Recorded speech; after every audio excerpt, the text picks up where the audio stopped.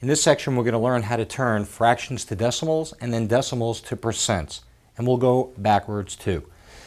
First problem says 4 over 10. Our goal is to turn this into a decimal.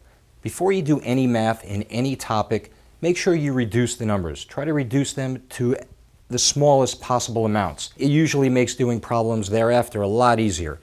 4 over 10 can be reduced by the number 2. Since they're both even, the number 2 goes into both 4 and 10 evenly. Since 2 goes into 4, we could write this as 2. And since 2 goes into 10, we could write this as 5. In other words, 4/10 and 2/5 are the same. Now, how do we turn this into decimals? Long division.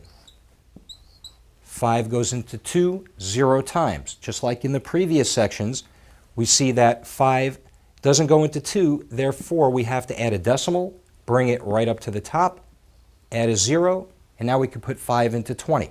5 goes into 20 4 times evenly.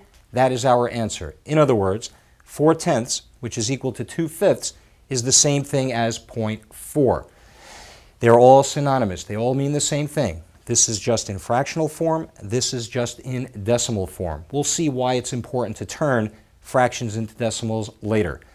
What about going from decimal to percent? We can continue with this problem here and turn this into a percent by remembering the following rule. If you're going to turn a decimal into a percent, you move the decimal to the right 2 times and then add the percent symbol. So 0.4 is the same thing as 40%. What about 0.75? How do you turn that into a percent? Again, the rule is the same. You move the decimal to the right twice, add the percent symbol, and we have 75%.